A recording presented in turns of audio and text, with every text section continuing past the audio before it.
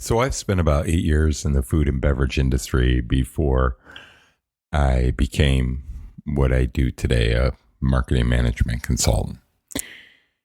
And I feel every kid or young adult needs to work a job in the food and beverage industry or retail, unless you choose to do something super honorable like serve your country in the armed forces. I mean, if it wasn't for those willing to serve, where would we be? I mean, what else is the armed forces is going to teach you the importance of discipline and serving a cause bigger than yourself like nothing else? Retail, food and beverage. Well, you're never going to appreciate what those people go through until you walk in their shoes for a minute. There's something about working in the service industry and dealing with customers that really gives you perspective on treating others the right way, because you can be damn sure someone's going to take out their frustrations on you one day in those jobs. I got my start in food and beverage in college, working in the dining halls. Within a year, I was a student supervisor, then a scheduler. Then I became the second student manager in a trial program the university was having. I got to run an entire dining hall staffed with full-time employees, student employees, in the absence of the managers, which at that time still worked for the state, for the university. Now, a lot of that stuff's outsourced to Marriott and those type corporations. After college, I took a job at a national chain. Now, this chain's still around, even bigger than they were back then. But I trained at the second worst performing store in the chain. Now, don't get me wrong, it was a busy restaurant, and the chain itself was pretty cool. We prepped almost everything from scratch. What we didn't prep usually came from our commissary. Food was delicious. In fact, I still cook some of the things I cook there for myself. The bar would be hopping almost every evening. My general manager was a pretty awesome guy. But one day, in my management training on the line, one of the newer cooks, he was also, I think he was out of training, but I remember he was pretty green for us, was flipping a steak on the broiler, and it fell on the floor. He reached down, picked it up with his tongs, threw it back on the broiler. I was working on the flat top right next to him. And, this is, into a few weeks into my assistant manager training now. But I knew I had to say something. I knew I was a manager, and I couldn't, let him do that. You have to trash that, I said. Why? The heat's going to kill the germs. Now, this, predates Seinfeld's 5-second rule. But yes, people, I made him trash it. After my training, they transferred me to the other store in Lexington, which was the worst performing store in the chain. And coincidentally, a little aside here, neither one of those restaurants is open now. The chain's still around, but neither one of those stores. And one Sunday night when it wasn't busy, I had to send everyone home. But one person in the kitchen, I think it was a cook, I don't even remember now. But I had no bartender, no dishwasher, no wait staff. Cut costs, my general manager said when he checked in with me that night. And of course, big church group came in, something like 14 people. It was like 12 or 14, I can't remember now. Then another 4 top, then a 6 top, then another couple.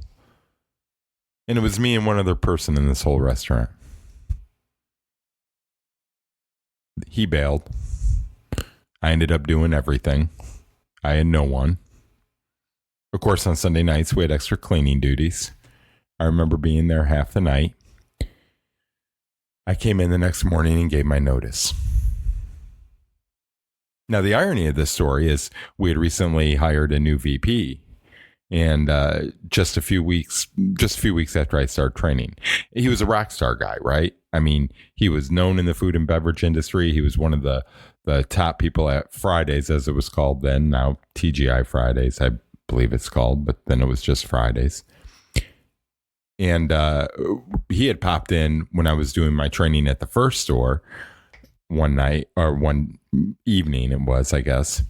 And the manager that night that I was working with had sent most of the wait staff home. And when that VP popped in for a surprise visit, he said, "Don't ever send so many of your wait staff home. They're the least expensive employees you have. How the hell are you going to service your customers if they do show up?" After that whole experience, I managed a college bar for 6 months. And then I ended up taking this job as a manager trainee for this great local chain in the Columbus, Ohio area, TJ's Country Place Restaurants.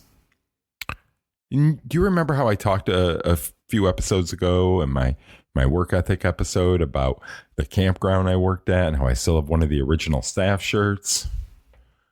Well, I still have a little name tag badge from this place, and they would have a street fair in the neighborhood, and I still have that shirt. My general manager at that place now runs the company, the last I checked. Her parents had started it. Her brother was running it at the time I was training. And I had the good fortune of working in its original location in German Village, if you know the Columbus area. Parsons Avenue, I guess it is. But the manager, Dana, she was awesome to work for. Full of energy, positive, always on top of everything. Treated all her employees well. I remember her running around the back of the house. That's the kitchen, for those of you that don't know. And she'd always be saying, "Time to lean, time to clean." Another one of her daily mantras was, "Be a job big or small, do it right or not at all." Be a job big or small, do it right or not at all. Breakfast was our thing more than anything there. There is a difference between over easy, over medium, and over hard eggs. If you were working the grill and you put up over medium eggs instead of over easy for an over easy order, she'd make you recook them if she was running that food. Funny thing is, probably half the staff there had worked for years, definitely half the wait staff. And I mean years. I mean 10, 15, 20 years. We had tons of regular customers. I remember when I started training in all the different positions, running food to tables, and the wait staff would introduce me to the regulars.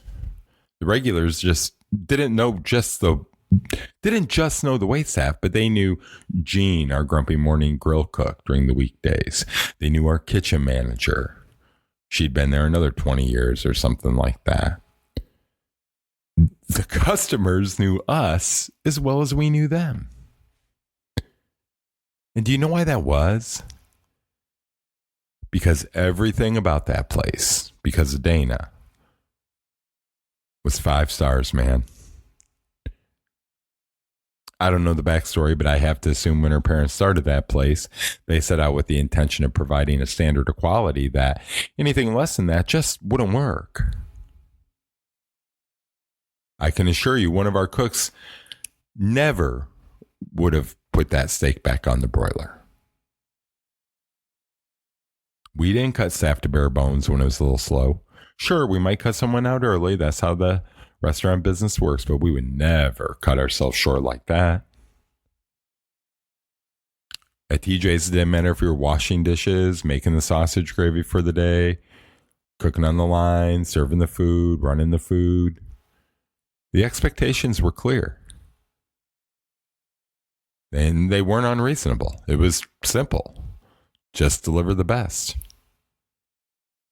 Always be 5 stars. Even if you're instacarting. Welcome back to the No Bad Karma podcast. Today is March 15th, 2024. And this is episode 6 of season 2024, part 3 of the Instacarting for Thrivival series. In part 1, I talked about survival versus thrivival mentality. In part 2, I talked about what led me to Instacarting.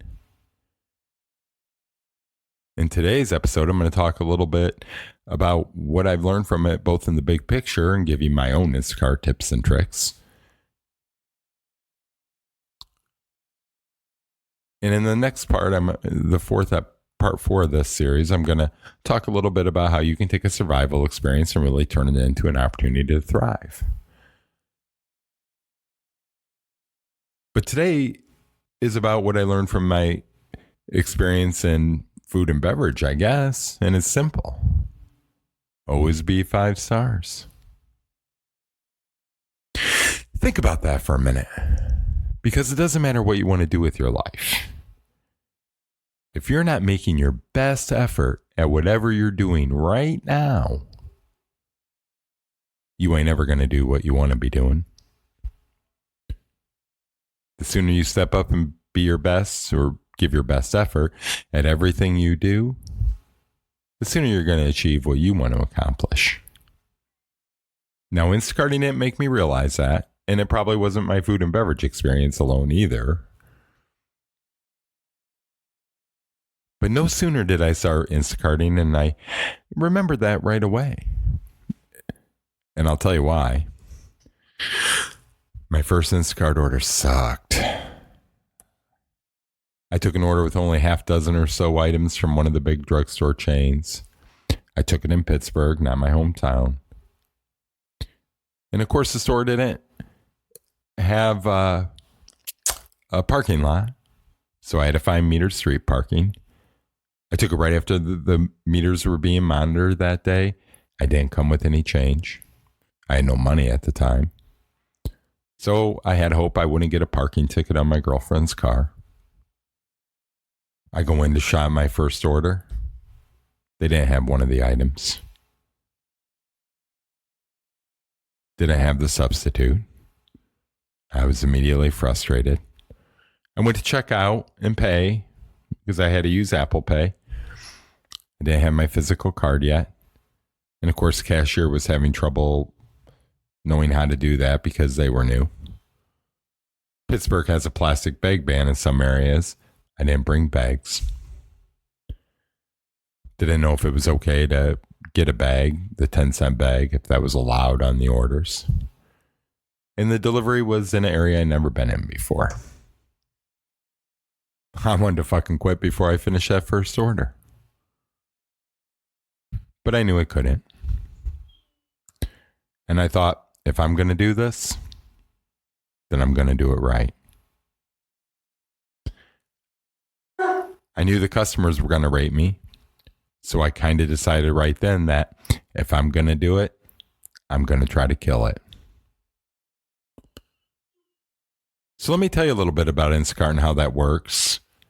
Talk about my tips and tricks specific to Instacarting. And then I'm going to tell you how it fits in the big picture. If you haven't checked them out already, there's a few videos on the No Bad Karma YouTube. The handle's nobadkarma.com, spelled out. I posted some videos while I was out Instacarting. I tagged it with No Bad Karma and hashtag Instacart Shoppers. And when I tagged it with Instacart Shoppers, I saw that there were about 230 channels tagged with that. I'm sure there's Facebook groups out there. I'm sure there's people out there on Instagram and TikTok talking about their experiences in a much more entertaining way. But here's how it works in case you didn't know. You sign up to be an Instacart shopper, you submit your ID, get a background check, sign a contractor agreement, and then they give you a virtual credit card that you can put in your Apple Pay or whatever wallet Android has, and then you're off and running. And all this happens pretty instantaneously. And you can start shopping at the stores that accept the virtual card. Then you get a physical card, depending on your state. You can take little tests, qualify for alcohol and prescription deliveries. You can take pictures of cooler bags if you have them, so you get batches with longer drive times, things like that. And then this is what happens when you're an Instacart shopper. You download that app on your phone. You go through that process I just mentioned. And once they verify that you're a person and that you're real, do a background and get through that background check, then you're eligible to take batches. And you go online. And when you go online, you see these batches available at different stores in your area. And they're called batches because they could include 1, 2, or 3 orders. I don't think I've seen one with more than 3. An order is usually a shop and deliver. So you go in and you shop the order and then you deliver it. But it could just be a pickup and deliver. And some stores use Instacart shoppers just to shop. And then the customers actually come and pick it up. Now, I haven't had any of those yet, but I qualified for that too. It just evidently doesn't happen in my shopping areas or at my stores. So then when you see the order on your app, it tells you the store, number of items, the number of units for the items, and the delivery distance. And it tells you what it pays. And the pay is a batch pay plus a tip. So you can click on that order, drill down, you see a little map that shows where you are, where the store is that you would be shopping, and where you would be delivering. And it tells you the miles, but it could be any direction. And then you can accept it, or you can go back to the main screen and see what else is on the feed, if anything. You don't have to accept it. You can just ignore it, right? Now, the batches are valued all over the place. I don't think, well, this isn't true. I was going to say, I don't think I've seen a batch for under $5, but I have. I don't think I've seen one for under $4. The biggest batch I ever personally took was for $65. And it was about 80 items. And it was 3 orders that I had to shop and deliver. I've taken a $7 batch. That's 2 or 3 items from a drugstore. And I've taken and I've seen, but I don't normally take, a $7 batch that comes up at like an Aldi because that'll be for 25 or 30 items. I've made $20 just picking up 1 or 2 items from a Bath & Body Works or a Sephora. So it's a little bit all over the place. There's been a few days where I worked all day for like $50.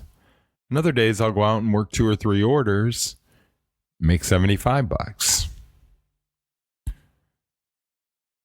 If I wanted to get up early, stay out all day, I could see pulling in maybe 300 in a day. Maybe not on a Monday, definitely on a Saturday or a Sunday.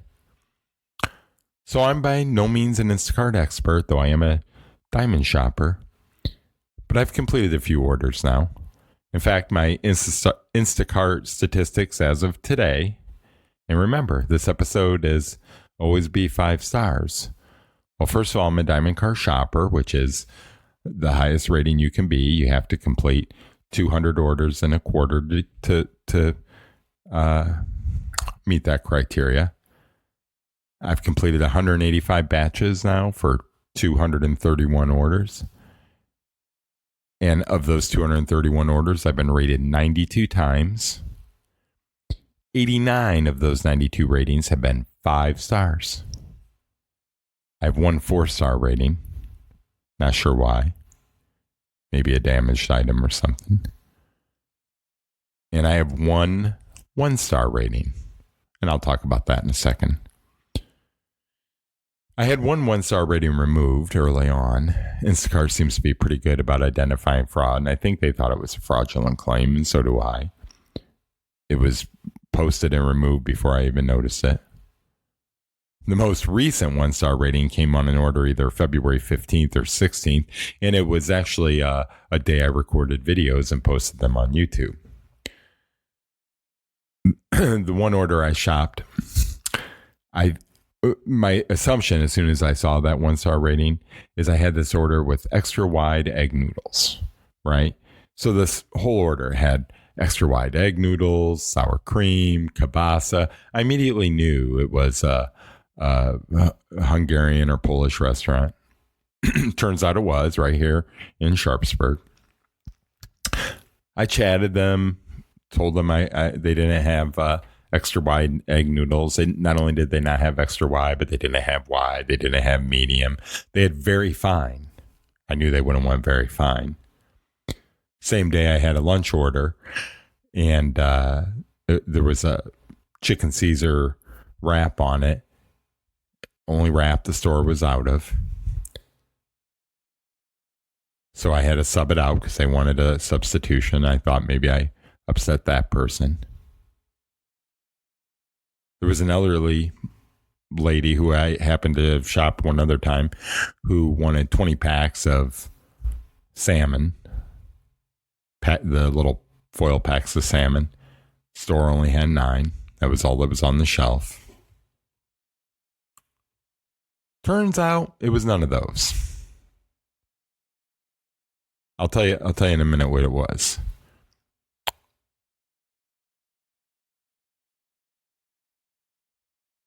But I started the one day with a 4.99 rating, got that 1 star, and it dropped me to like 4.93. Now today I'm back up to 4.95, so pretty good, damn near 5 stars.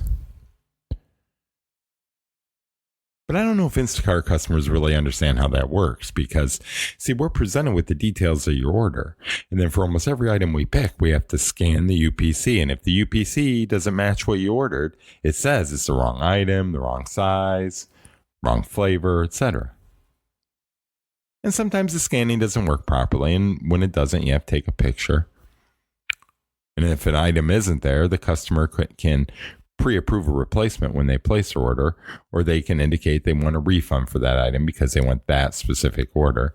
And if they didn't specify, then Instacart says these are possible replacements. Now, a shopper can't do anything about an item not in stock except ask, somebody working in the store, ask an associate. And I learned very quickly to always ask.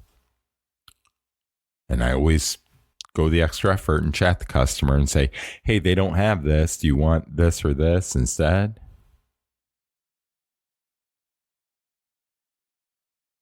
Sometimes there's just no good replacement available. Can't do anything about something that's not in stock, right? I'm pretty sure customers order one thing thinking they ordered something else a couple times. I mean, sometimes you go out and shop and you can see the recipe for their meals in your cart. I can't tell you how many times I shop cilantro, limes, jalapeno, red onion, tomato, making guacamole. Just the other day, I delivered hot dogs. The order didn't have buns on it, and I thought, well, that's kind of interesting. I almost messaged her, but I didn't. I show up with the delivery. Where are my buns? The lady said. I told her there weren't any buns on the order, showed her my list on the phone. And, I could tell she was bummed out. She was an older lady. So I said, look, I'll run down to the Walgreens down the street and grab them for you. And she gave me a 10 and told me to keep the change. I've done about 80% of my orders in the Pittsburgh area, mostly in the North Hills. So if you had a picture with a guy with orange tennis shoes in it, that was probably me. The remainder I've done in Northwest Ohio and Southeast Michigan and the Toledo area. And I learned a lot doing it, right? I'm talking about being 5 stars here. And I learned right away that your day starts before you head out. Part of it's got to be your attitude. I mean, that's part of being 5 stars all the time, right? What's your attitude every day? Part of it's strategy, part of it's prep. As far as the prep goes with Instacarting, I dress for the weather. I wear thermals on cold days. I wear a sweatshirt convenient for shopping so I don't have to wear a bulky coat. I stick my phone, glasses, keys in my pocket when I'm going in and out and carrying stuff. I carry my Instacart shopping card in my little business card holder, so it's real handy. I keep my license in there because if I shop a prescription or alcohol order, I might need that when I buy it for them. I keep a pen in the car so I can write a A, B, or C on the bag. If it's 1, 2, if it's a 2 or 3 order batch. I wear comfortable tennis shoes, my orange ones, when weather permits. My snow boots when it's going to be crappy out. The back of my car has a collapsible crate, a collapsible lightweight cooler. I always carry at least 2 insulated bags. I always carry a couple of non-insulated bags, right? You got to be prepped. When I get in the car, I take everything out of my pockets so I can focus on shopping. Put your phone in the phone mount, right? Instacart tells you to avoid smoking in the car, avoid pets in the car. Now, I confess I smoke Rillos. You see me do it on my videos. But I always refrain from smoking in the car when I have groceries. I try to refrain from it as much as possible when I'm shopping to begin with. My dog only ever stays behind if my partner has a casual day and cannot be interrupted, but otherwise he's going with me.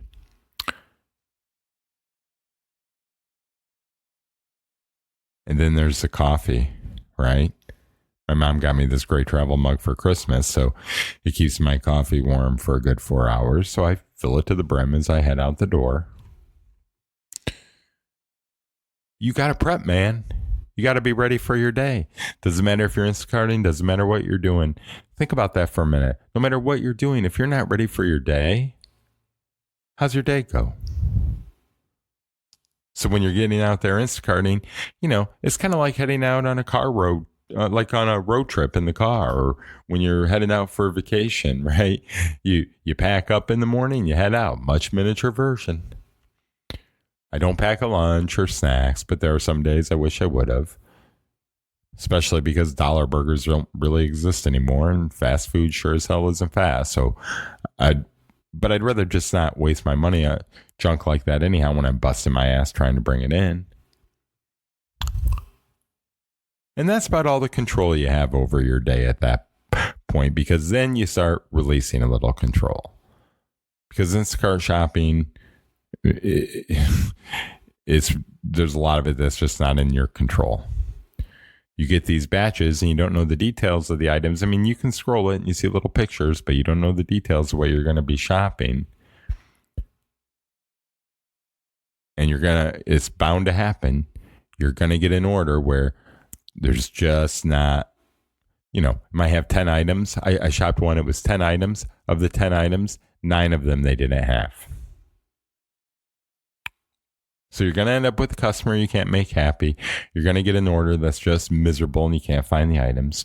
You're going to message a customer and they're not going to respond. And at some point you'll learn to trust your gut. And you'll learn that there are stores you like, there are stores you don't like, and you'll learn to stick with them, the ones that you do like. But it all starts with the batches, right? Because that brings us to the strategy. You can... one strategy is you can sit at home and wait until the first perfect order comes in, and then you have a little more control over your day. You can stick maybe to a store you like, the neighborhoods you like, etc. Or you have to head out and be a little more proactive. But you got to figure out your way to take a batch. And I know now that if I have a 25 item batch, it's going to be about 50 minutes to shop and check out. A little less, actually. But if the delivery is 6 miles, well, that's 12 to 18 minutes in Pittsburgh. It's probably 10 to 15 in the Toledo area. So you got to know your market.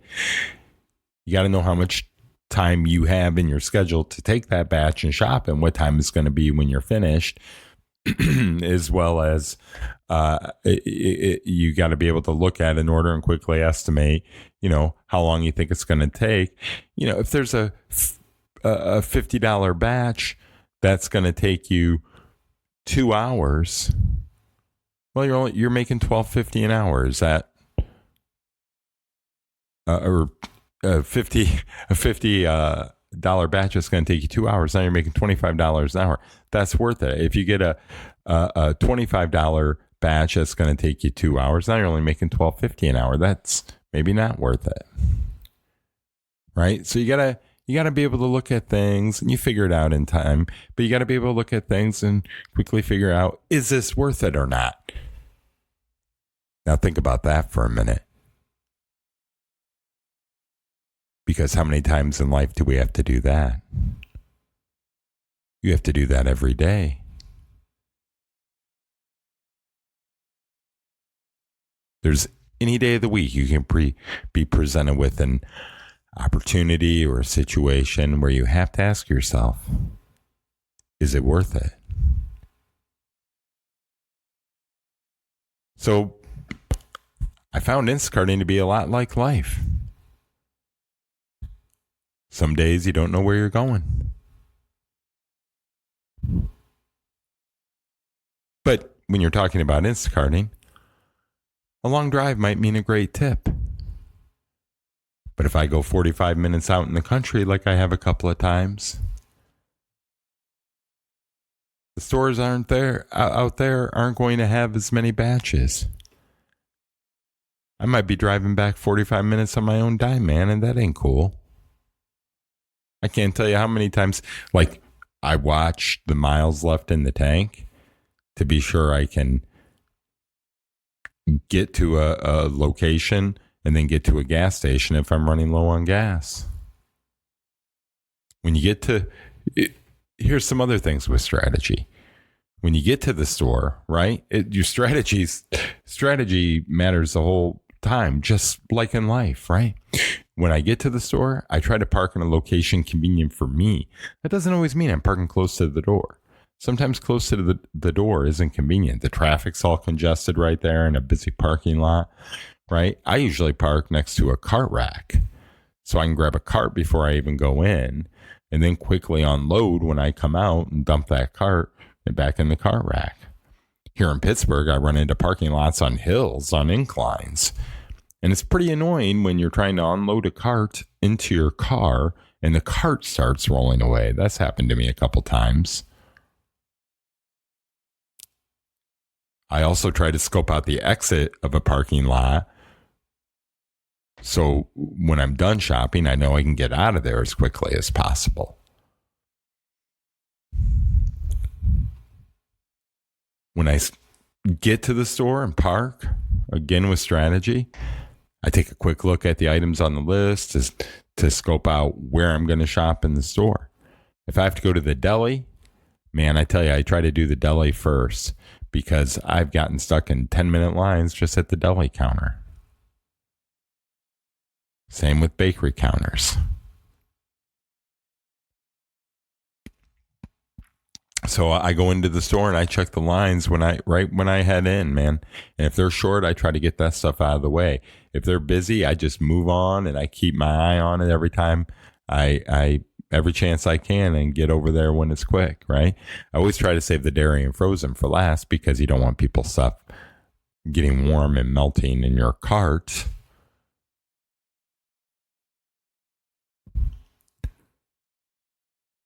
Flip side is one day I did that, saved them for last, but the deli kept having a line. And when I went to the deli, I still stood in line for like 10 minutes. And I'm standing there slowly stressing out about all these cold items I had picked.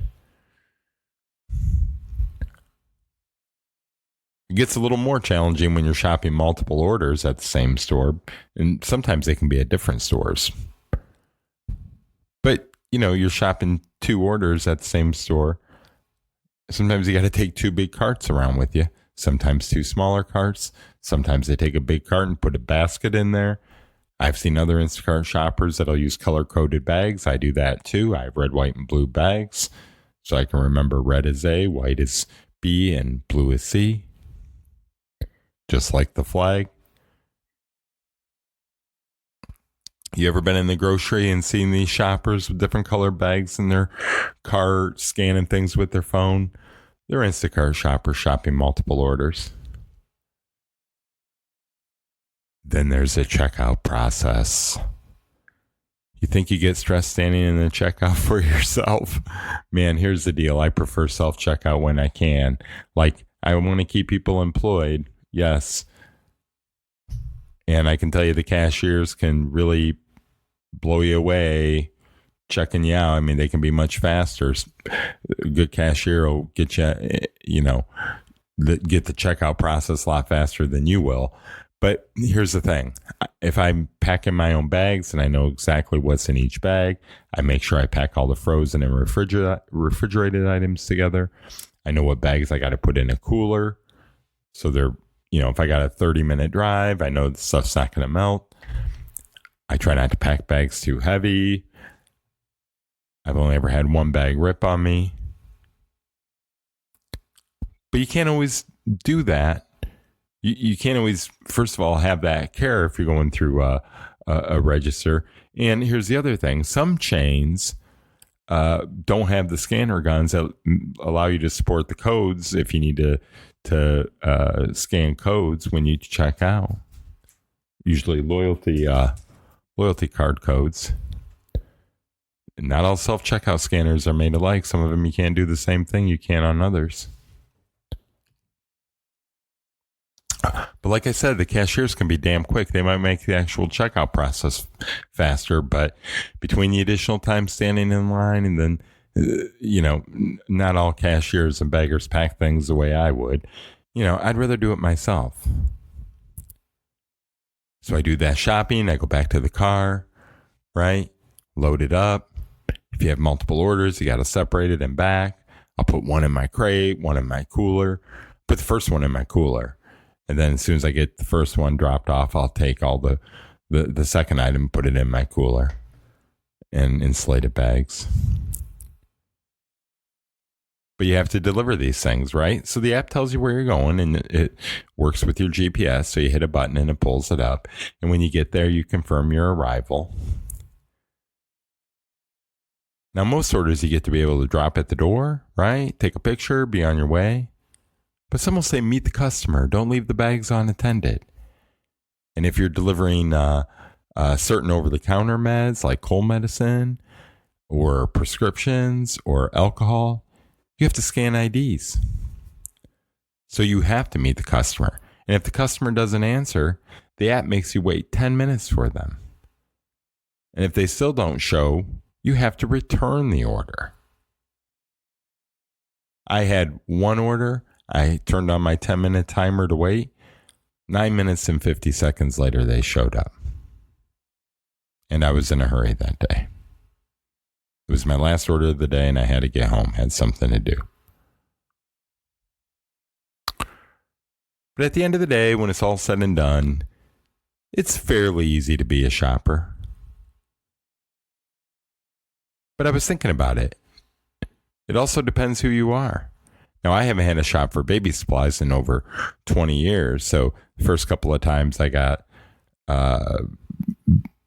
baby food type things and snacks on my order, I knew where to go, but I had to dig around and find them. There were brands and things that didn't exist when I was shopping for baby foods.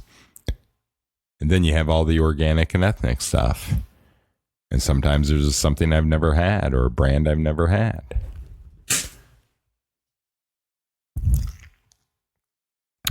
So I've learned it's a hell of a lot easier to focus on a particular chain of stores. When I started Instacarting, my girlfriend said, every Aldi has a different setup.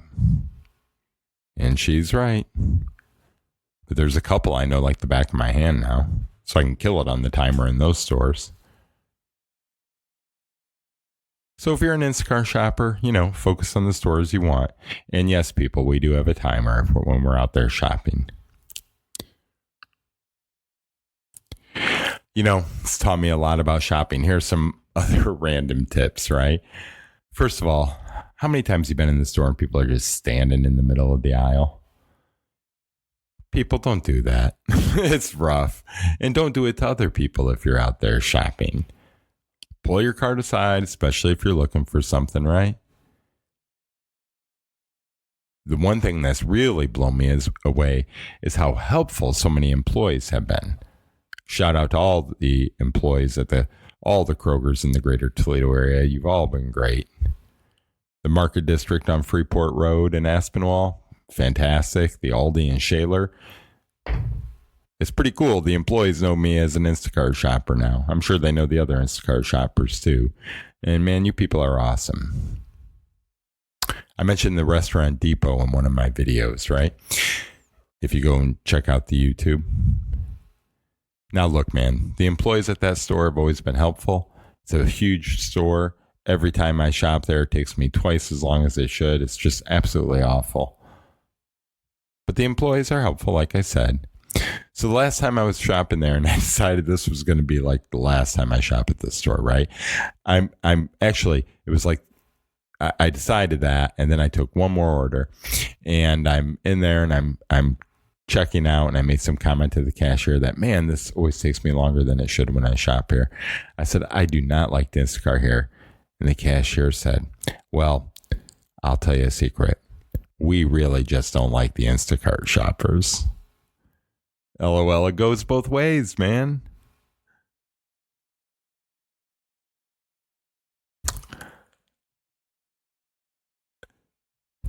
But I was talking earlier about that 1-star rating, right? Well, let me tell you what that was. I shopped an Aldi order, and somebody said their bag of Hass avocados was damaged. Now, when I'm in there shopping and pick things out, I pick it out just as if I were buying it, right? I don't think, I would never just pick a crappy bag of avocados for someone. I'm not going to pick an overripe bag. I'm not going to pick a bag that's too green. If somebody orders bananas, I'm not going to pick too green or too brown unless they say in their comments they want green bananas or bananas with spots. And people have said that. But you know what, man? Somebody was upset about those avocados, and they gave me a 1-star rating. That rating, a couple of ratings like that, you have to maintain a 4.7 or higher with Instacart. You piss somebody off and they can ruin your potential career, your job, your way of making money.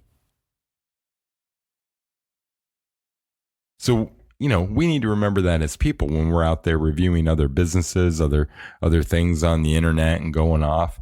Man, your words can really have an impact. Your ratings can really have an impact. Now, I've had some cool things happen while I've been Instacarting. Like I said, I'm sure there's people out there with some wild stories. I can imagine some of them. But just out there driving, especially in the Pittsburgh area, gosh, I've seen some beautiful countryside, man. I can't tell you how many neighborhoods have deer in them. One day I was pulled up in front of a house, just in a wooded area. It was in the city, but it was a nice wooded area. And right next to the driveway is a deer. And he looks at me and snorts. I like taking the occasional long delivery and just chilling out and listening to music. Today I was shopping for myself in the market district that I mentioned earlier, and I saw somebody in there Instacarting and had an earbud in her ear. And I said, hey, do you listen to podcasts? She said, I'm listening to one right now. So, if you're out there doing it every day, you can work it into your life. I met some interesting people. There's one guy that I delivered to twice, and the second time he met me at the door, and he said, "Oh, hey, I remember you." And he said, "Thanks a lot for bringing this here." And he said. He said, every time somebody's got to cross that bridge, I like to give them a $20 tip. I've had 3 or 4 older people that have thanked me repeatedly for going the extra mile and carrying their stuff in for them, putting it exactly where they wanted in their kitchen. I was shopping this one order one day and pulled up, and the house is up a big hill, and I thought, and I had to carry it up like 3 flights of stairs. I'm like, man, I don't mean it this way, but I was like, I really hope this person needs a shopper. And the guy that came out to the door had a handicap, and he definitely needed a shopper, right? Really made me feel good. And you know what else? The order didn't have a big tip on it, but I took it anyhow. Actually, I had no tip on it, but there weren't a lot of orders that day. And the guy tipped me $15 afterwards. I can't tell you how many sick people I've shop for. And they're sick because you get the order and there's like 5 different items from the, over-the-counter pharmacy area. Cough medicine, pills, cough drops. And like I said, I haven't had really any outrageous experiences. Two close ones, I guess. One was I was shopping an order, obviously, for a sick person early in the morning in Toledo. I show up at the door, knock at the door. It was a meet the customer. And just the most gorgeous woman answers the door in her robe, short and slinky and silky. And I could tell she must have found me attractive because I could tell she was taken aback and like quickly straightened up and like, oh, thank you very much. Sniffling her nose. Made me think of those old porns where the guy's delivering pizza and, well, maybe it was just me that watched them. And I was talking about elderly people. One lady said, after I put her groceries in her kitchen for her, now, do I pay you? And I said, no, ma'am. I said, you've already paid for your order. No one on Instacart that I'm aware of is paying after the groceries that are delivered. And furthermore, I could tell based on the order that she had a shopping membership at that grocery chain. But it made me wonder, how many people have taken advantage of her? But here's the thing, people. The title of this episode is always be 5 stars. You see, no matter what you're doing, be a job, big or small, do it right or not at all. Otherwise, really, what's the point? Why would you want to be any less than 5 stars in anything you do in life? Just think about that for a minute. Think about some of these other things I've talked about in other episodes. Think about your friends. We've probably all had or maybe currently have a friend that is not a 5-star friend. And we've all probably been less than a 5-star friend to someone. Think about a friend you used to have that's no longer a friend. I know I can think of a couple people. And that's because they were less than 5 stars to me too many times in the way they treated me. And we aren't friends anymore. And I'm sure I've done the same to others in my past, where none of us are perfect. And what about work? If you're not trying to be your best at work, are you going to get that promotion? You going to get that raise? I mentioned in my last episode that I had recently picked up a new client that had been waiting for, and in follow-up conversations with them, I found out they had been waiting 2.5 months for their previous vendor to get back to them. Now, sadly, I know that I was that to a couple of my former clients in the past. Did you ever volunteer for anything? You ever been involved in an organization where you were really busting your ass every day? And you were always thinking, man, I do a lot more than my share of the work here. Why is that? Because other people weren't being 5 stars. Think about your family members. We've all had rifts in our family. Some of us, sadly, have family members that don't speak to us anymore. We don't speak to them. I know that's prevalent in my family. And why is that? Are you a parent? Forget if you're a single parent. Forget if you're attached. As a parent, if you're only going to parent like you should half the time, how do you think your kid going to turn out? Or maybe you just parent 80% of the time. So as a parent, I can assure you that maintaining a 5-star rating is tough. So if you're only parenting 80% of the time, are you going to be 4 stars? My guess is you wouldn't even be 4 stars, right? Think of when you were a kid and you were upset with your parents. Think of when you thought your parents were 4 stars or 3 stars. And looking back, especially if you're a parent, you know that that parent was probably trying to be 5 stars at the time. Kids are tough customers, man. When's the last time you just told your kid that you were proud of them? Are you single, attached, married?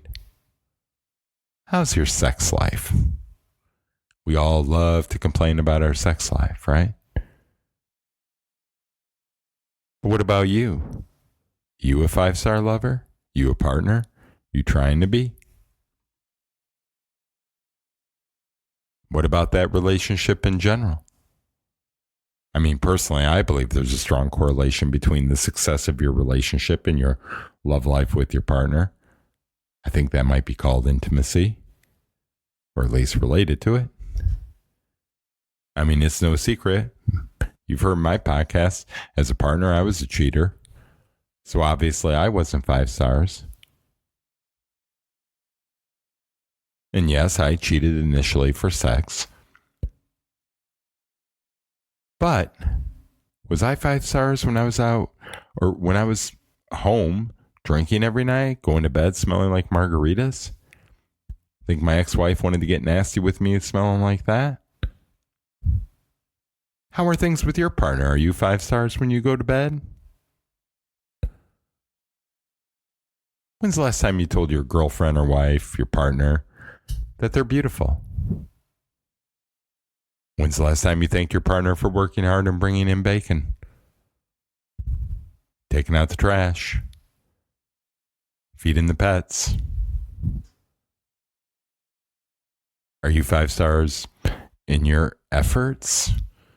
Thanking and acknowledging your partner? I was telling my partner about this episode this morning, and I asked her, would you even be dating me if you knew I wasn't trying to be 5 stars in life with everything I do? I barely got the question out of my mouth before she very firmly said no.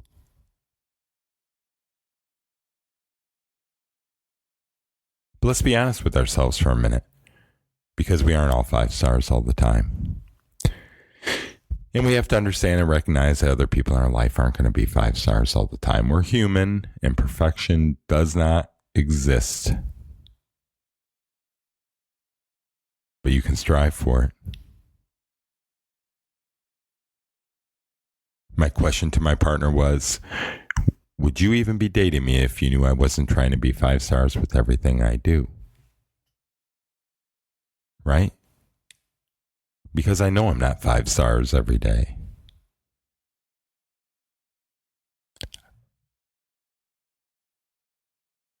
She is. Well, at least 4.999. But you know, this podcast is about living and loving intentionally, right?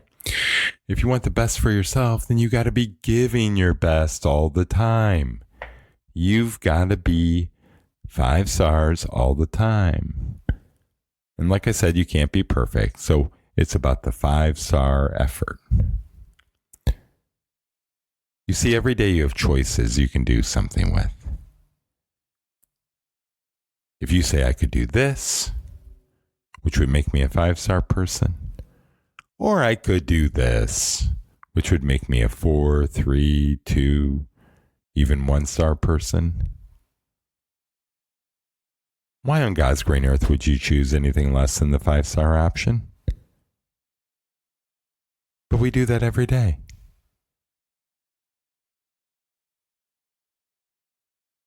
Why would you choose anything less than giving your choices a purpose bigger than yourself? Why would you give anything less than what you want?